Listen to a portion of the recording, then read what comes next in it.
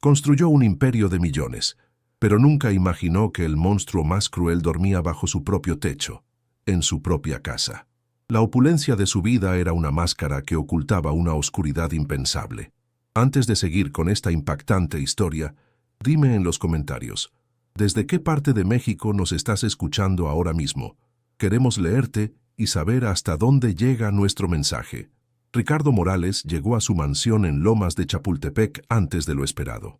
El silencio en el jardín, usualmente lleno de vida, le pareció extraño, como un mal presagio que se cernía sobre los muros de su hogar. Fue entonces que lo escuchó, un sonido casi imperceptible, un lamento ahogado que parecía nacer de las entrañas de la tierra, desde aquel sótano que él, en su ocupada vida, rara vez visitaba. El corazón le martillaba en el pecho mientras forzaba la cerradura con una fuerza que no sabía que poseía. La puerta finalmente cedió con un estruendo que rompió el silencio sepulcral de la lujosa residencia. La escena que encontró fue devastadora, un golpe directo al alma. Pero nadie imaginaba que detrás de esa puerta no solo estaba una víctima, sino también el comienzo de una guerra por la verdad. El aire en la mansión de Lomas de Chapultepec olía a cera costosa y a las gardenias del jardín, un aroma de opulencia que ahora se sentía como un insulto. En las paredes, obras de arte mexicano contemplaban la escena en silencio, testigos mudos de una hipocresía perfectamente decorada.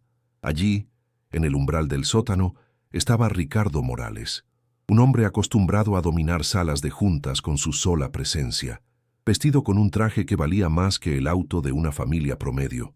Sus ojos, sin embargo, habían perdido toda autoridad, reflejando solo un abismo de dolor. Él era un arquitecto de fortunas, un fantasma presente solo a través del dinero que enviaba. Creía que con proveer estaba amando, sin saber que su ausencia había dejado el campo libre para que la más oscura de las maldades echara raíces en el corazón de su propio hogar. Desde lo alto de la escalera de mármol descendió Sofía Montenegro, su esposa. Su elegancia era un arma, su postura una declaración de control. No había rastro de pánico en su rostro, solo una fría molestia, como si el horror que Ricardo había descubierto fuera un simple inconveniente.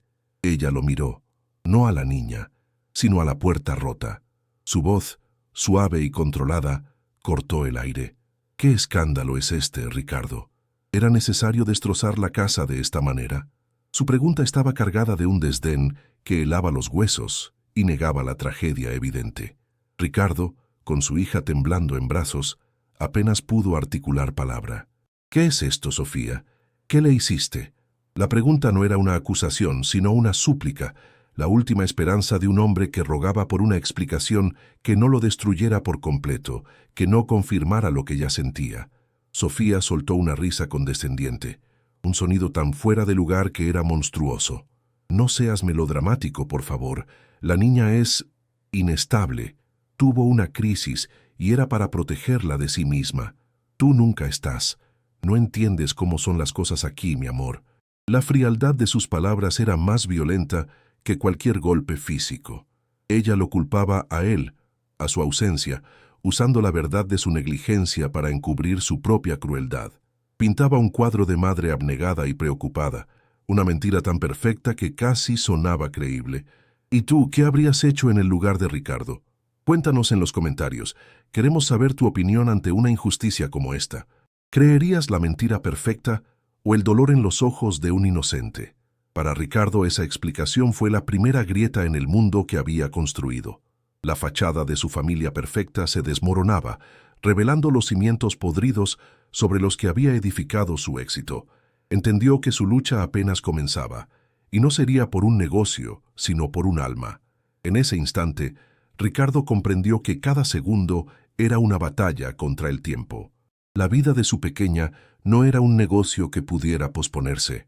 Era una llama frágil que la crueldad de Sofía había estado a punto de extinguir para siempre en la helada oscuridad del sótano.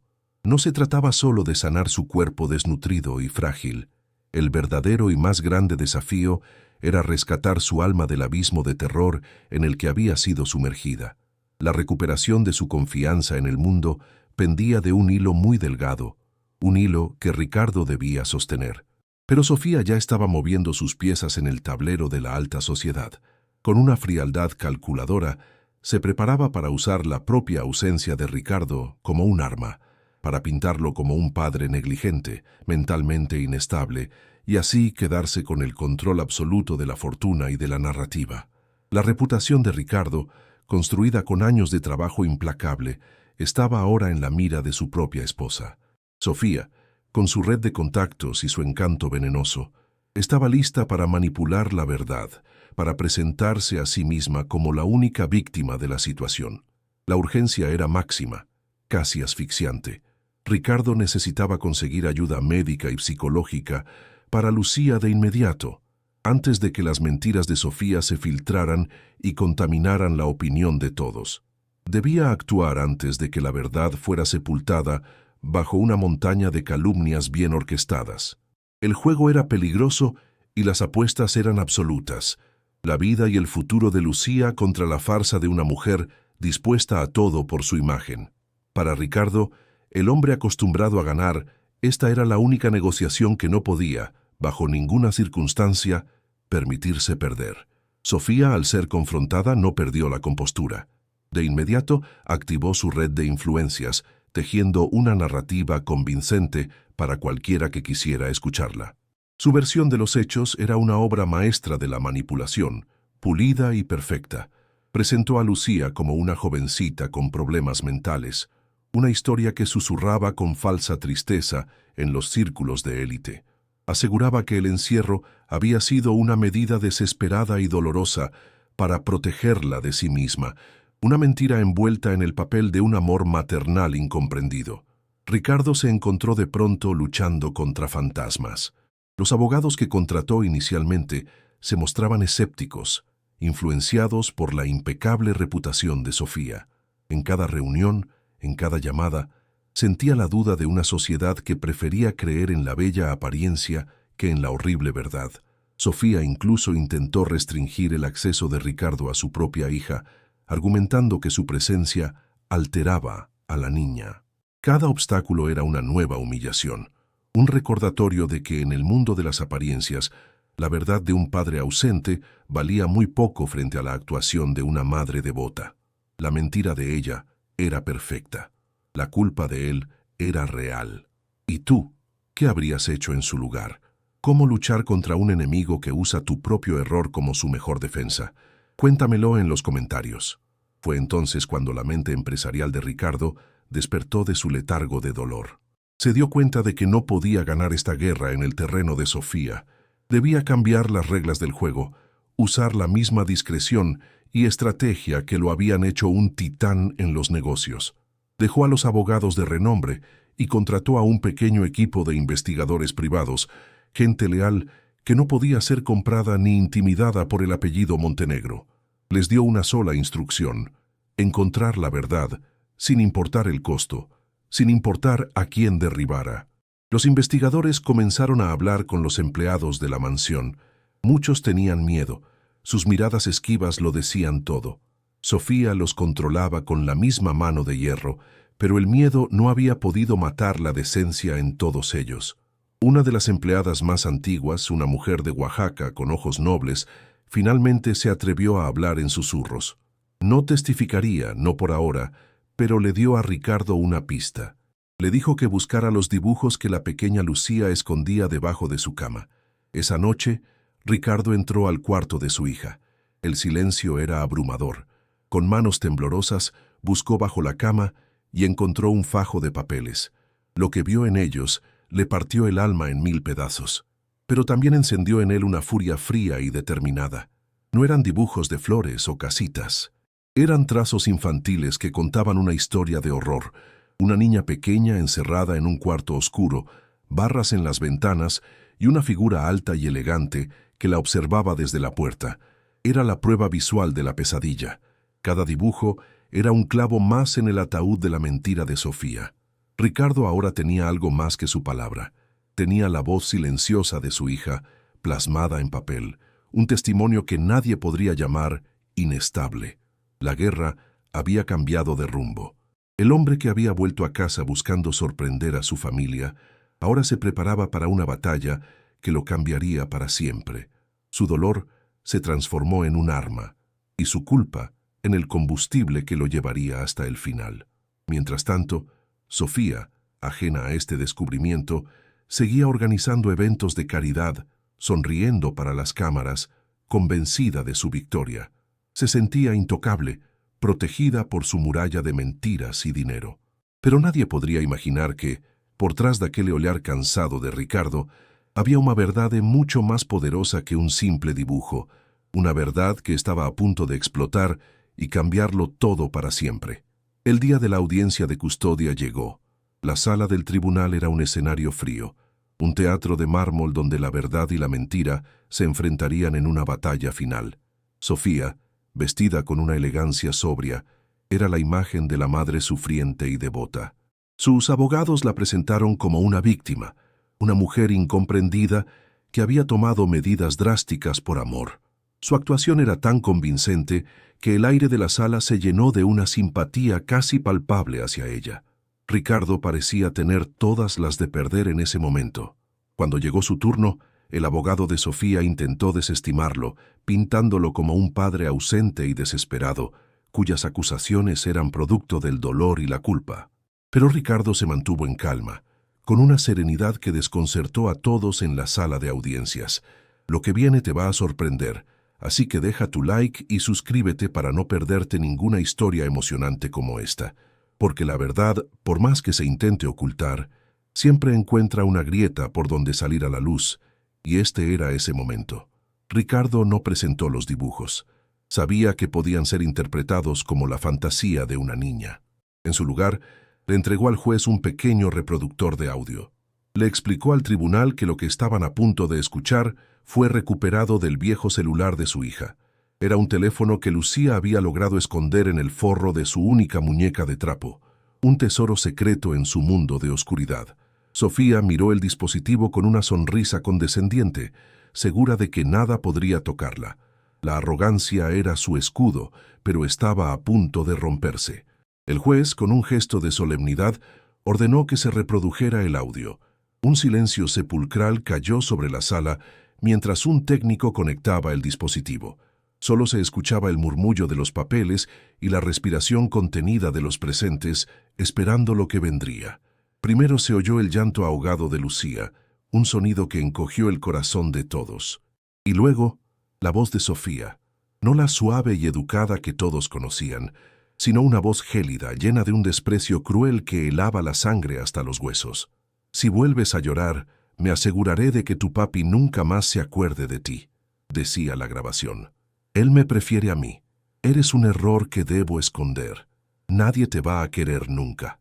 Cada palabra era una sentencia, una prueba irrefutable de su monstruosidad. El impacto en la sala fue devastador. La máscara de Sofía se desintegró en un instante. El color huyó de su rostro y sus ojos se abrieron con el pánico de quien ha sido descubierto sin escapatoria posible. Su fachada perfecta se había derrumbado estrepitosamente. Los propios abogados de Sofía la miraron con horror, comprendiendo que habían estado defendiendo a un monstruo. La grabación continuó, exponiendo años de crueldad en unos pocos minutos.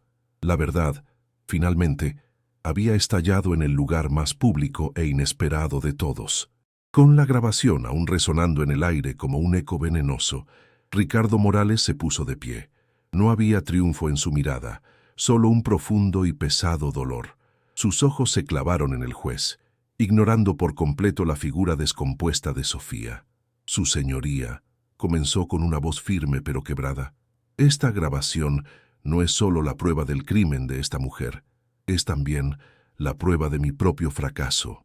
Mi negligencia le construyó un palacio a este monstruo para que pudiera lastimar a mi hija». La confesión de Ricardo silenció cualquier murmululo que quedaba en la sala. Admitió su culpa, su ceguera voluntaria, el pecado de haber creído que el dinero podía reemplazar la presencia. Su vulnerabilidad se convirtió en su mayor fortaleza, una declaración de una honestidad brutal. «No pido clemencia para mí», continuó, mientras las lágrimas finalmente rodaban por sus mejillas. «Solo pido justicia para Lucía, y juro ante usted y ante Dios que cada día que me quede de vida será para reconstruir el mundo que mi ausencia ayudó a destruir. Esa fue la acción decisiva. No fue un ataque, sino una rendición de su orgullo que le otorgó una autoridad moral que ningún argumento legal podría haberle dado. Su juramento era un contrato de amor firmado con el alma, un compromiso inquebrantable. Sofía, en completo pánico, intentó levantarse y balbucear una negación. «Miente, es un montaje, él me está haciendo esto». Pero su voz sonaba hueca, patética. Nadie en la sala le creyó. Su imagen se había hecho añicos y solo quedaban los pedazos de una mentirosa. El juez golpeó el mazo con una fuerza contundente y su mirada no dejaba lugar a dudas. En ese instante, Sofía Montenegro no solo perdió el caso, perdió su estatus, su respeto, su mundo. La humillación fue pública, absoluta y demoledora, como un espejo que le devolvía su propia maldad. La caída fue vertiginosa. El castillo de apariencias que había construido con tanto esmero se derrumbó en cuestión de segundos, sepultándola bajo los escombros de su propia crueldad. La mujer que todos admiraban ahora era vista por lo que realmente era, un fraude con el alma vacía. Ricardo obtuvo la custodia total de Lucía, mientras que Sofía enfrentó no solo el ostracismo social, sino también cargos criminales por sus actos. La justicia, aunque tardía, había llegado finalmente, implacable y certera, para demoler el castillo de mentiras que había construido. La alta sociedad que una vez la veneró, ahora le daba la espalda. Su nombre se convirtió en un susurro vergonzoso en los mismos salones donde antes era la reina. El castigo más grande para Sofía fue convertirse en exactamente lo que más temía: una irrelevancia. Meses después, la gran mansión de Lomas de Chapultepec estaba en venta. Ricardo y Lucía se habían mudado a una casa más pequeña y acogedora en el corazón de Coyoacán, un lugar donde el valor no se medía por el lujo, sino por el calor de hogar. Allí, entre calles empedradas y el aroma de café recién hecho, Ricardo dejó de ser el magnate de los negocios. Se convirtió simplemente en un papá, un padre que aprendía a peinar el cabello de su hija, a leerle cuentos por la noche y a escuchar el lenguaje de su silencio. La recuperación de Lucía era un camino lento, un jardín que necesitaba ser regado con paciencia y amor incondicional, pero poco a poco la luz volvió a sus ojos.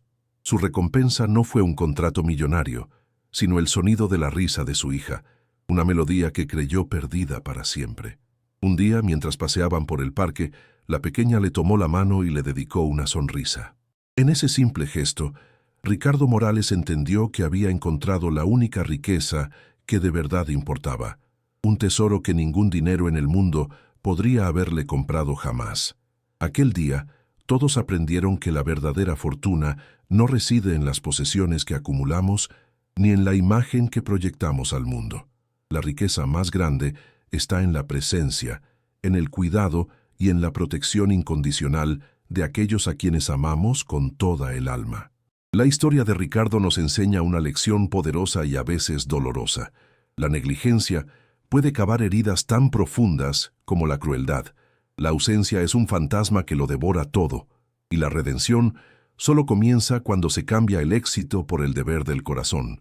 ¿Y tú? ¿Qué enseñanza te deja esta historia? Escríbelo en los comentarios. Quiero leer tu reflexión y conocer lo que sientes. Tu opinión es muy importante para nosotros y enriquece a toda nuestra comunidad con cada palabra. Si esta historia conmovió tu corazón y te hizo pensar en lo verdaderamente importante de la vida, compártela con alguien que también necesite escuchar este mensaje. A veces, una historia puede ser la luz que alguien más necesita para encontrar su propio camino.